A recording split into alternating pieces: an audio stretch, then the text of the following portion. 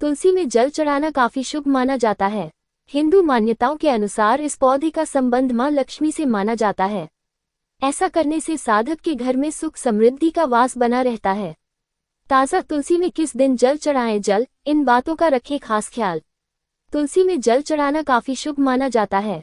हिंदू मान्यताओं के अनुसार इस पौधे का संबंध मां लक्ष्मी से माना जाता है। ऐसा करने से साधक के घर में सुख समृद्धि का वास बना रहता है।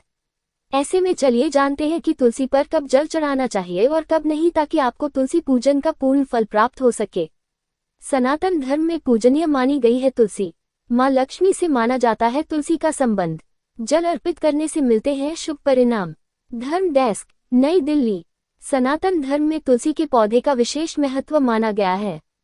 माना जाता है कि जिस साधक के घर हरा भरा तुलसी का पौधा पाया जाता है, उनके ऊपर धन की देवी मां लक्ष्मी की कृपा बनी रहती है। शास्त्रों में तुलसी पूजा से संबंधित भी कई नियम मिलते हैं, जिसका ध्यान रखने पर आप शुभ परिणामों की प्राप्ति कर सकते हैं। जल चढ़ाने से संबंधित नियम।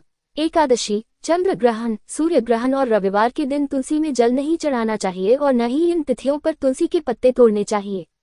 ऐसा माना जाता है कि रविवार और एकादशी पर तुलसी जी विष्णु जी के निमित्त निर्जला व्रत रखती है और जल चढ़ाने से उनका व्रत खंडित हो सकता है। इसी के साथ इस बात का भी ध्यान रखें कि तुलसी में ज्यादा जल नहीं चढ़ाना चाहिए।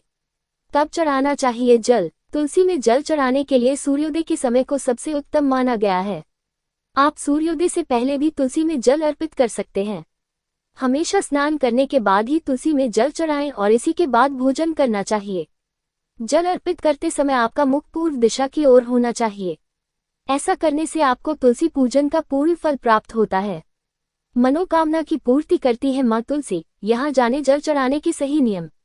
इन बातों का रखें ध्यान। तुलसी में जल चढ़ाने के लिए हमेशा तांबे के लोटे का इस्तेमाल करना चाहिए। तुलसी में हमेशा जड़ की तरफ से जल चढ़ाना चाहिए। ऐसा करने से साधक को शुभ परिणाम प्राप्त होते हैं। तुलसी के पौधे के समक्ष साफ सफाई का विशेष रूप से ध्यान रखना चाहिए।